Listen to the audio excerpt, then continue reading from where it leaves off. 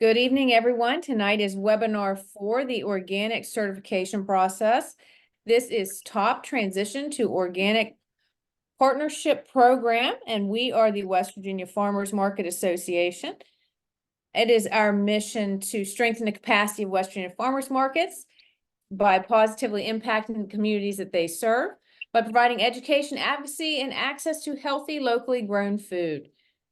We are a 501c3 nonprofit, and we envision a community where West Virginia farmers provide healthy local food and economic opportunities for producers and serves as a vibrant gathering places for all residents. That was a mouthful that I got jumbled up, but I think you understand what we're all about, helping people get locally grown food and educating people about the benefits of eating locally grown food.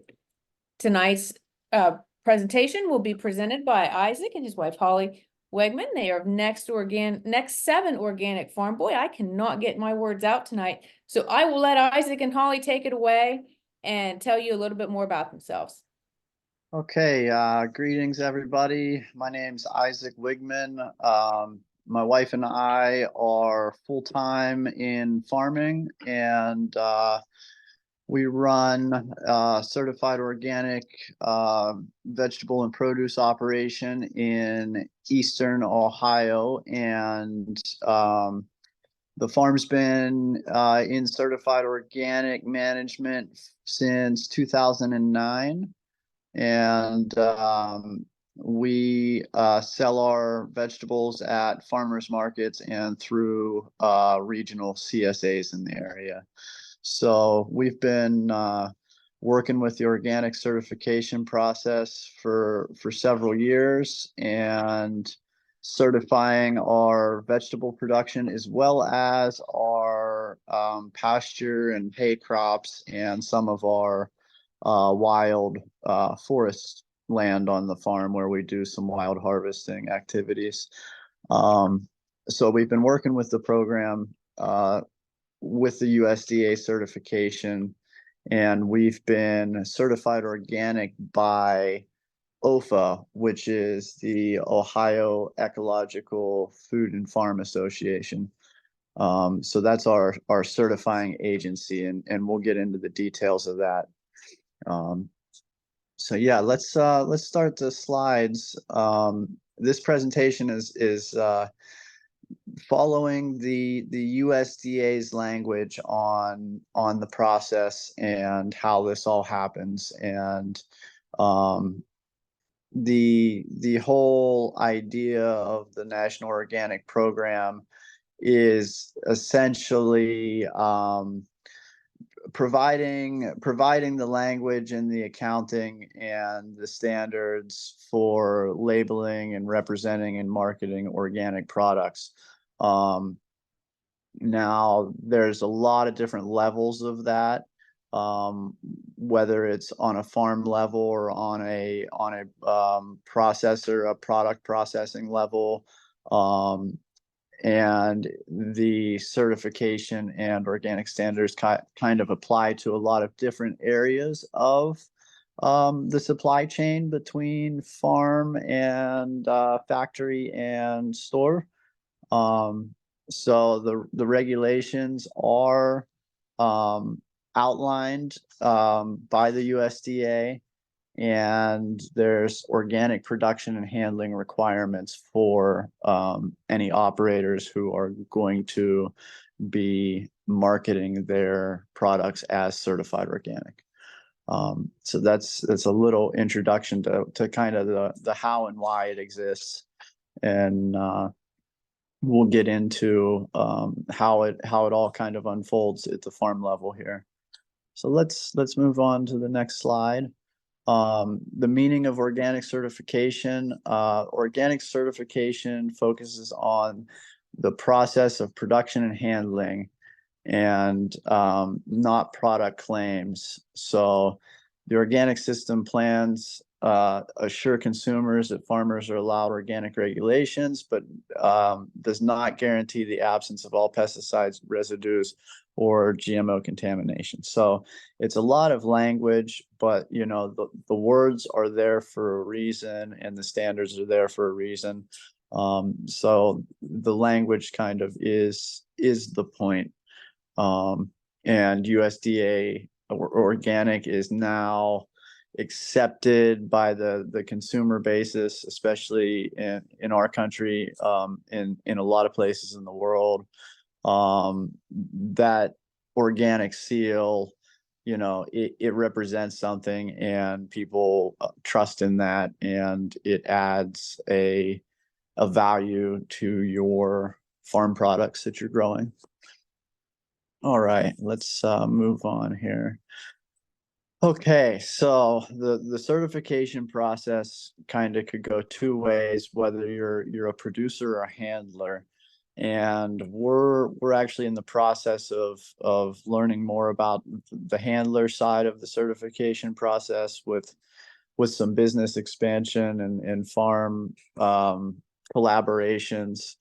We're going to be exploring the handler side of these certifications a little bit more. Right now, we've been working with crops and the certification process as producers, and we're very familiar with the regulations and the accounting practices behind being certified organic crop producers. We raise livestock as well. We haven't certified livestock in its entirety for various reasons, but we do certify our hay crop to be able to sell that to other certified organic livestock operations. And yeah, we'll move on to the next slide. Okay, so the certification process. If you're a farm and you haven't been in the program, the steps of the process basically are to find your certifying agency that's entity. They're usually not directly associated with the USDA. They're their own organization that is approved by the USDA to act as a certifying agency to meet the federal requirements. Every region in the country is going to have different certifying agencies on the ground that are working with farmers in those places. Some places there's going to be several of them available. Some places you might only have one or two good ones to kind of go from, but there's options out there. And my recommendation for farmers wondering about, what agency to go through for this process, I would say absolutely, find your closest organic farmer, find who they're working with, and chances are it's going to be easy to work with them because they're already working with a farm that's in your region. So that would be my advice there. For a new farm, if you've been in commercial agriculture and you've just been operating outside of organic practices, there's going to be a transition process.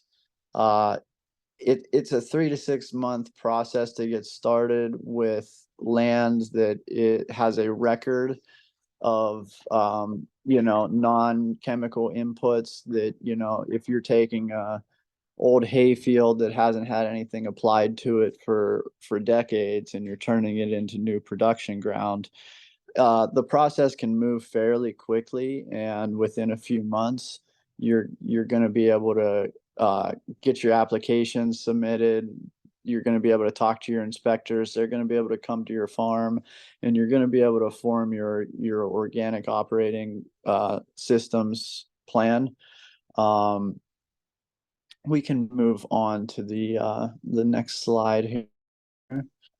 So as I said, if the ground hasn't been in production and hasn't had non-approved inputs on it, and there's a land use history that's verifiable and accurate, then the process is kind of quick and you can get moving in a few months.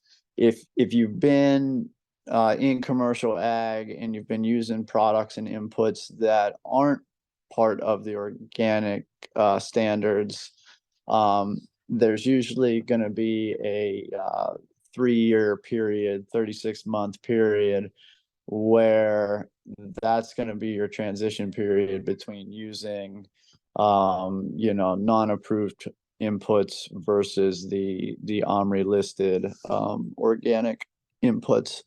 So it takes a little bit of time, but if you're going to make the jump, you can switch immediately into using the certified organic practices and inputs, and then your designation is you're in transition to organic, and then after the initial 3-year transition period, then you're considered fully certified organic with that actual cropland that you're working with. All right. The prohibited substances. So there's a lot of conventional inputs into agriculture that are going to fall under prohibited substances with organic practices. There's a lot of detail and information on this kind of thing. The USDA has all the lists of what's approved and what's not approved. And there's also a pretty complete list of OMRI listed products that farmers can reach out to review. And synthetic substances are permitted unless they're specifically allowed on the national list. And then the second bulleted number point there, the non-synthetic natural substances are allowed unless specifically prohibited on the national list. So, the wording and the language is there that, at times, there are different cases where a synthetic prohibited product can be used and justified in use. And then there's also, using a non-synthetic substance, that isn't necessarily on the list can also be additionally used and approved in specific cases. So there's a little bit of flexibility in it, but the standards are there. They're written language, and the approved inputs are there, and it's written language and accessible information for anybody needing that information. All right. The certification application. So to get your process started, you get an application from your accredited certifier, fill out the information to the best of your abilities. You send them the money, and the process is started. A lot of the certifying agencies are very versed in their paperwork. And so if there's any kind of questions or discrepancies, or you're wondering about how to fill something out on your application, that's what these certifying agencies are there for. And they're really good at helping you to kind of supply them with the kind of right information that they need. So one of the things that they'll have is what they call an OSP, or an organic system plan. And that's basically more or less a documented written farm plan on how your operations move from seed to harvest and sales. So it's just kind of delving into the details of how you're doing what you do. If you're starting seeds, where do you start them, and in what soil? You're going to want to account for all of your purchases, your seed inputs, all of those things get put into the organic systems plan. The fertilizers or nutrients or insect controls that you're using, those will be put into the organic system plan. Any kind of cleaners or sanitizers that might be part of your operation, say you're washing tables and you're scrubbing bins in between harvests, those kinds of inputs will be documented and included in your organic system plan. So that can get to be a pretty big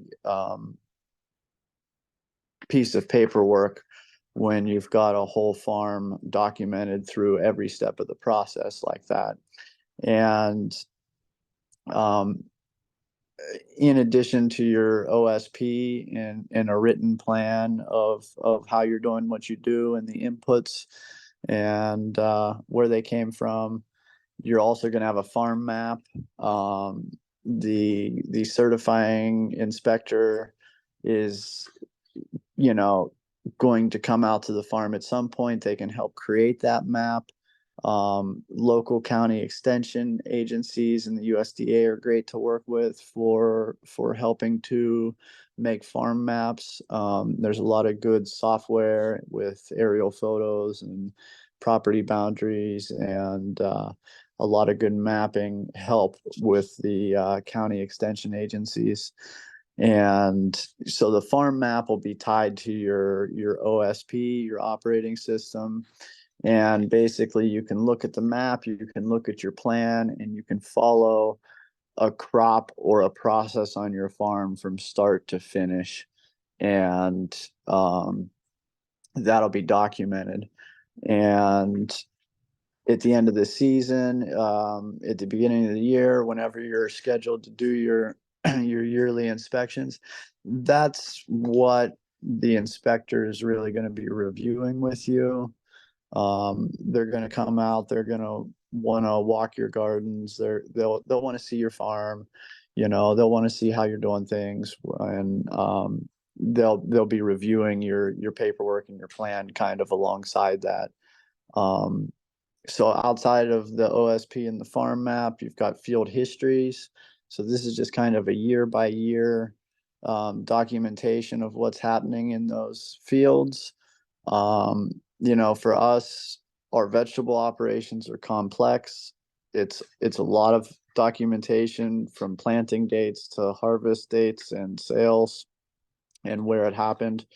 But with field histories for, say, a pasture field or a hay field, it's much more basic, and it's, what equipment did you use, was it cleaned, and did you apply anything to your fields this season or not, when did you harvest, and it's rather basic on some things.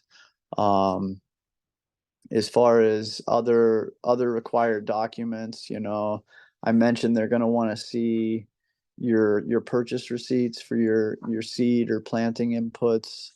They're going to want to see your receipts for your product purchases. Whatever product is going into your operation, they're going to want a documented purchase and history of that. And a lot of times it's valuable too, just to if you use a bag or a jug of something on the farm, hang on to the label, put that bottle on a shelf somewhere so it's sitting there so that you can show them and verify with your documentation that this is the product that we're using and here it is. It just makes the whole thing run a lot smoother in the follow-up inspections. Holly, can you think of any other documents that they would be wanting to see? I know one thing worth mentioning is, as far as seed and planting inputs, it's not always possible to find an organic input for a particular variety. And so there is a little flexibility there where if you can't find an organic source for a particular cultivar, you can document that you've searched 3 different sources and were unable to locate a certified organic source. And then a lot of times you can have a exemption kind of written in to allow you to get that particular input into the certified organic production. So that's something to be aware of, that there is a little bit of flexibility, because we don't live in a perfect world where we can always get what we need that is certified organic. So there's you know, your crop planning, your nutrient inputs, your harvesting, your pest control. You know, you should be documenting your composting procedures, and there's language around how to compost properly. There's language around manure and compost applications and windows of time before consumable crops should be planted in that ground. They like it if you document your buffer zones from roadways, from pressure treated wood, from buildings. There's certain regulations around having buffers where possible sources of contamination can come into your cropping. So that's something to be aware of too, with your organic systems plan and your farm map and the whole procedure. Let's move on here. Um, the certifier reviews farm plan, ensuring compliance with regulations. They're the person who is gonna either, you know, deny or delay your organic certification if there's any issue that exists in your production. The inspector from your certifying agency, they are the ones who are going to be, you know, responsible for reviewing your records and providing an accounting of those records. And so when they do come out to your farm, a lot of times they will pick a crop on your systems plan, on your records, and they'll just kind of want to see that it's documented all the way through the process. And they'll select a few crops and pull up the information, look at your data, see that it's tracked all the way through, and then you kind of get checked off. And if anything happens where there's like a questionability of whether that issue needs addressed or not, you know, that's something that they address during the inspection. They'll make a note of whatever is of concern, and then you'll usually get feedback from your certifying agency. You agree to a corrective plan, and you know, sometimes let's say you slipped up, you made a mistake, you planted for example, I've heard of this, that, you know, folks have planted pelletized seed not knowing that, you know, it wasn't the right seed to plant. And so then they just kind of do like a little red flag on that crop, and, you know, make a note of it that, hey, that's out of compliance. You can't market it as certified or organic. And, you know, we're going to give you a transition period to take care of that issue and get it back onto being certified organic, you know. So if you do kind of slip up in your operating and didn't realize it, and it's too late, you know, that production ground that had the infraction, you know, that goes back through the transitionary 3-year period.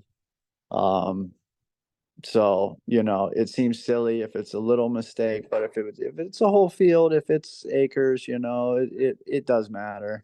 And it's good that those kinds of practices are in the system.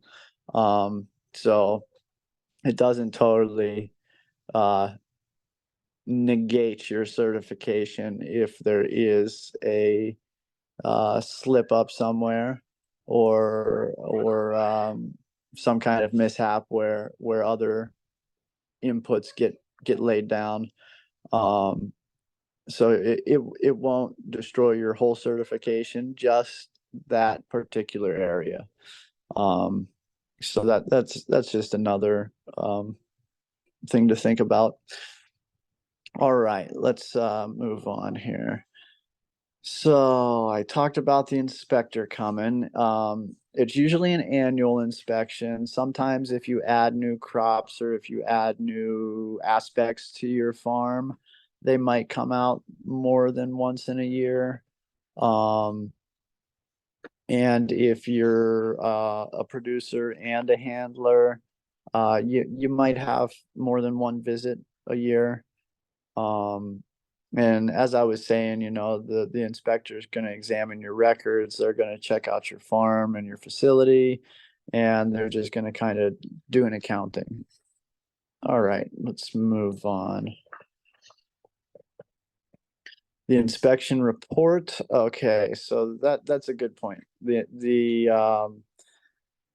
The inspector, when they come, they're going to have their own actual piece of paperwork and their own documents that they're filling out and checking off as they are reviewing your paperwork. So, you know, basically you're going to be sitting down at a table with your inspector, and you're both going to be sitting there with your piles of paperwork, kind of going down the list and making sure the information and everything's accounted for. And as I mentioned earlier, you know, the certifier, they're going to determine your level of compliance and if there's any issues that need addressed. So that's more or less the inspection. Let's move on to the next slide here. Okay, certification decision. Certificates are issued to compliant farms. So, you know, you've been through your transition period, your inspection looks good. There wasn't any non-compliance issues. Congratulations, you're certified organic. So that's basically the point of the annual inspection, is to verify that you're compliant, and then you're able to market your crops as USDA certified organic, and use their brand seal in your marketing. All right, let's check out the next slide. Yeah, so the renewal process. In the same note, I've been talking on the renewal process is just the annual updated systems plan, updated agreement on staying compliant and addressing any non-compliant issues, paying your fees, and keeping on your annual inspection. So once you're in the system, you know, you've got your paperwork, you know what records you need to keep, and it's just kind of a part of the annual cycle of being on the farm. Let's move on. Okay, so this is a good slide. You know, this certified organic process, as farmers, we pay for this, and the certifying agencies, they get paid by us to provide their services. Now, there is money out there that's coming to them from other places, no doubt, but farmers pay for the certification process. Depending on the scope of your operation, it's anywhere from a few $100s to several $1,000s. And there's deadlines and application costs and fees depending on how many aspects of this organic certification you're doing on your farm. There's also most certifying agencies have a cost share reimbursement program where if you ask for the reimbursement, if you're a small business, you don't have a ton of profit margins, but you're going to go through this process anyways. They're helping with the cost share where they'll reimburse you a portion of your fees to reduce the financial input for the farmer. And then there's also funding and assistance with the NOP and through the USDA and the NRCS and the USDA itself. So there's opportunities for farmers to get assistance in financially making it viable to go through the certification process. For some farmers, anything extra to pay for sounds like that's some extra stuff to pay for, and I might not like that.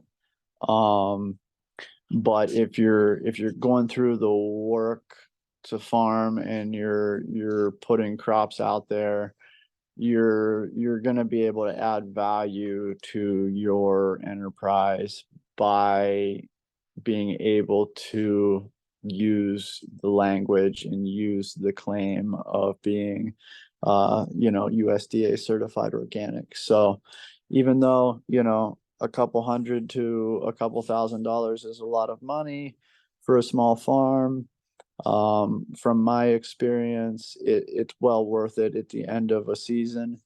And you build a special customer base with the kind of people who they want that verification on their food. So it helps on a lot of levels. Let's check out the next slide here. I want to just jump in real quick, Isaac. Yeah. Through TOPP, which is the program that we are operating through right now, they offer up to $700 for certification assistance. USDA NRCS is also has a program through Equip, and I can connect anyone who is interested in those programs with the appropriate people. All you have to do is respond to the email that you got your Zoom link in, or you can email me. My email will be listed at the end of the presentation. Excellent. And yeah, I do appreciate that. And we do use the we do use the reimbursement here with our operations through the OFA organization, and it does help out a lot to get some of that money back, and isn't such a hit every season. Holly, do you have anything that you would like to add to what I've already said here? Hello, how are you? Well, you were talking about the cost share reimbursement, and it is really nice. It ends up being after you do receive that reimbursement of $700 or $750, it ends up only costing your farm around $350 or $400 for the organic certification. So it's not this astronomical amount that you have to put out Well, you do have to put it out in the beginning of the year and then you get reimbursed. But if you're thinking ahead, you can put that money aside for the following year's application fee. I guess one of the things it's gonna seem out of order from the slides, but one of the things I wanted to add is that you do want to keep all of your receipts and all of your records intact, and it's so much easier to keep track of everything if you do it on a day-to-day or a week-by-week basis, especially for like your seed search receipts, your seed receipts, your invoices, your crop inputs.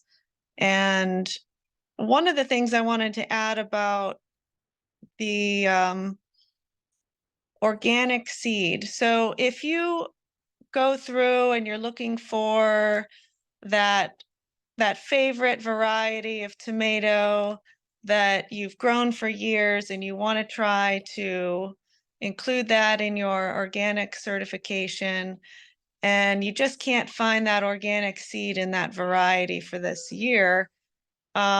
So what you can do is you can still technically grow a non-organic seed and have it be okay with your organic certifier and used for organic use. And the only thing you really have to do is provide a seed search from three different sources. So if you say you looked in 3 different catalogs and you couldn't find that same variety, or you couldn't find a similar variety with a relatively similar plant to maturity date, then you just all you have to do is list your non-organic seed that you purchased and used, and then you have to provide those 3 sources, those 3 catalogs. So, but do keep track of that. That's something your inspector is going to want to see that you did search, and he's going to want to read that you searched 3 catalogs. That's one of the important things. You're also going to want to, for records, as far as records go, you want to have your seed sowing dates for every seed packet. Has to be labeled every time you plant it, either in a flat or in the ground, direct seeded. They don't care much for transplanting dates so much. It's good to keep a track record of that anyway, in my opinion, just so that you remember when it went in the ground. And then you also want to have a record of the location that those seeds went into, which garden they went into, and which bed they went into, and how many feet that bed was, and how many rows of those beans that you put in. So all of those little details are important when your inspector comes, and you do want to have all of that information ready for them.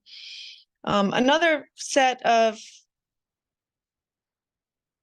a record that you want to have is your harvest dates and your sales records. So your harvest date happens multiple times throughout the year. You do want to keep track of each of those dates, which location those beans came out of, whether they came out of 1 garden or 2 gardens.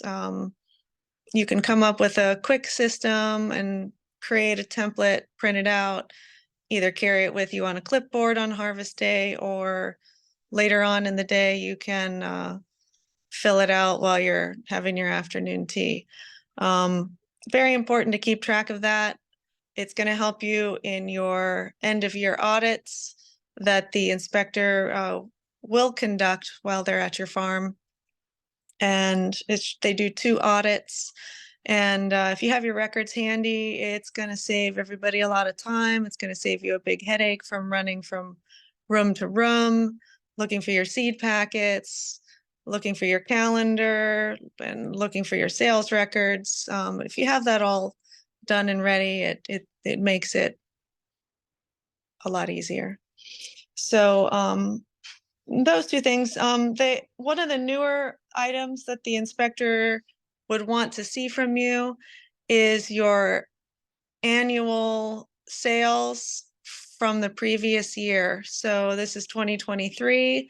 When your inspector comes during this year for their annual inspection, they're going to want to know your income from 2022.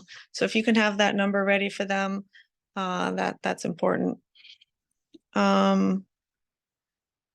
I don't know, did you end up talking about seedling and planting stock at all, Isaac? No, I didn't. So your seedlings, if you purchase seedlings, or if you like baby plants, or if you purchase planting stock, such as asparagus crowns or rhubarb crowns or Blueberry plants. blueberry plants, things like that.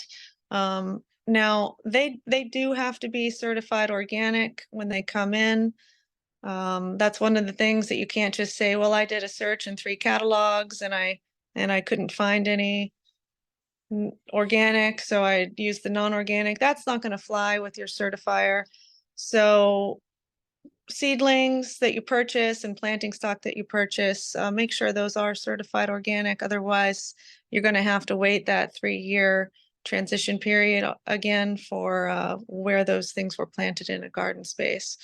So Which can be all right for something like berries and such, because you're not, it just in the case of planting stock that's not certified organic, say you wanted to get your apple tree certified organic, you were buying in containerized apple trees that weren't organic, you could plant them and they would be going through that 3-year transitionary period as they're maturing. So with some things like that, you wouldn't even be looking at a mature crop that you'd be able to sell yet. So don't let it discourage you that there's that 3-year transition for planting some longer term perennial crops, because a lot of things will take 3 years to get into good production, even perennial vegetable wise.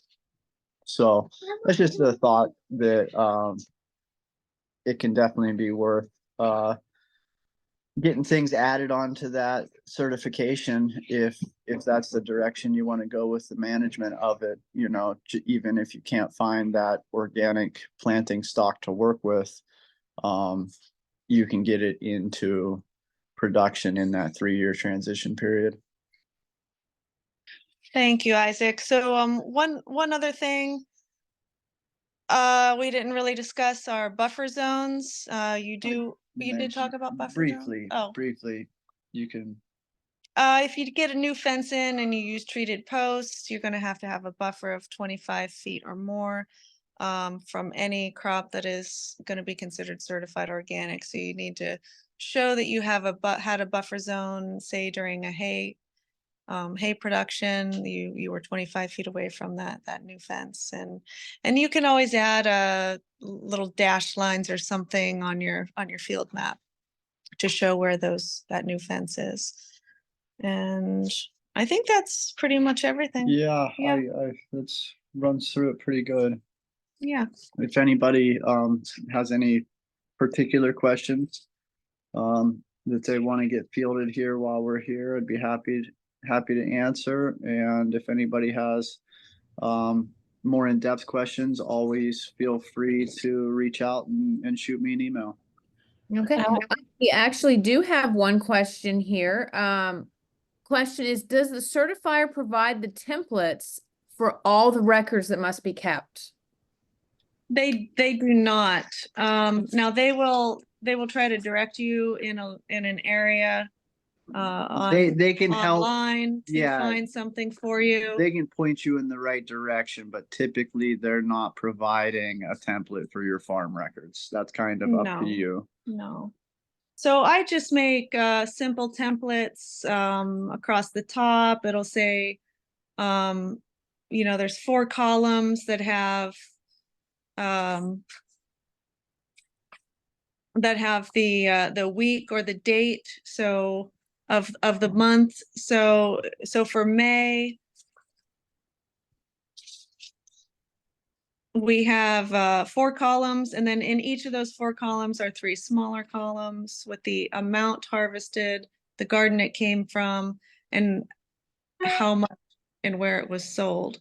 So, and then along the left-hand column, there's all the different varieties of vegetables.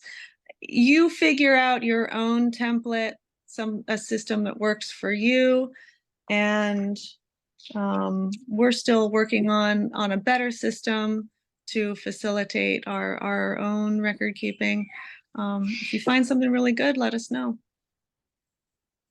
Yes, and that is something too that I can look around and see if I can provide something, some sort of reference point that you can look off of too. So I will send that out in an email when I send out the YouTube link for this. Great. Okay, we've got another one here. Denise asks, if you plant exempted seeds, can you then save the seeds and replant them? And would they be considered certified organic then, since you are certified organic? Or would you have to repeat that 3-year process with those seeds? Those seeds with the exemption would be considered organic after your first harvest, yes. So you grow out one round of those seeds and you've got your own in-house certified organic seed of that variety. Yes. Mm-hmm. Now, is that something that you guys do frequently? Occasionally, and I work in the hemp industry, and I have a lot of accounting and reporting and inspections that go on with that. But there's not a lot of certified organic operators in the industry as of these days yet. So it's very hard to source certified organic planting stock or seed. But I'm the guy who's bringing it in from conventional sources and putting it into organic practice and getting it certified organic. And then my planting stock, my hemp plants and my hemp seed is considered certified organic. So yeah, that is kind of something we do. Very interesting. Does anyone else have any questions? Feel free to unmute yourself and ask them, or I can read them from the meeting chat if you have anything else. I will give you a second to pop off of mute or type it in the chat and go over the contact information here. If you have any further questions or anything that you would like to chat with Isaac and Holly about, Next 7 Organic Farm, phone number, they have their website there. Then you also have the West Virginia Farmers Market Association that will put you in contact with myself or Denise, and we can get you connected with the people that can provide the financial assistance for the certification process. We can connect you with a mentorship program through TOPP, where they can connect you with a certified organic grower that becomes your mentor, and then you their mentee, and you go back and forth between farms and check things out. Does anybody want to come off mute with any further questions tonight? I have one more. This is Denise. Go ahead. Do the people that certify your organic farm, do they have a standard rate that they charge, or is it based on the person who is certifying your farm?